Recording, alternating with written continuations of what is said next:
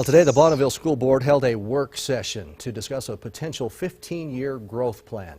Eyewitness News reporter Taja Davis was there to listen in on what exactly District 93 may have in store for the future. Taja?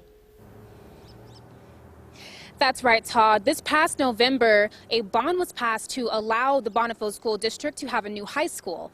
But the student population is growing very fast. So this work session today was to discuss what's next.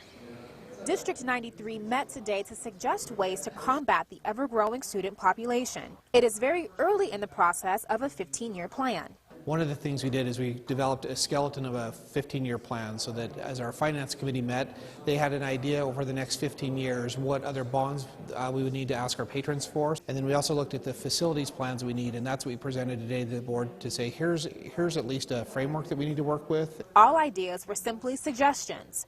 Highlights were the possibility of building more than 5 new schools over the next 15 years. Smaller schools in the district have about 400 students. So before building these possible new schools and to lower costs, the district may add classroom extensions. We built 6 new elementary schools in the last decade, and those have been great schools, but the reality is that we still had growth in those neighborhoods, and so now those schools are filling up, like Woodland Hills and Discovery Elementary and Summit Hills that we just built a couple years ago. We're already having to put trailers at those schools.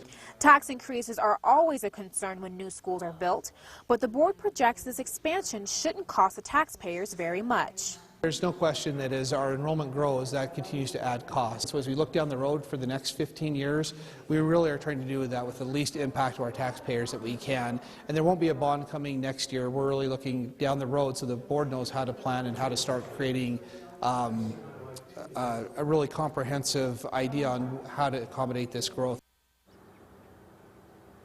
Again, the classroom additions and new schools are all currently suggestions at this point.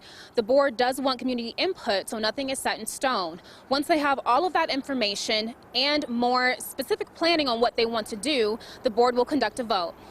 Live at the District 93 offices, I'm Taja Davis. Excellent. Taja, thank you for that report. The school board meets twice a month.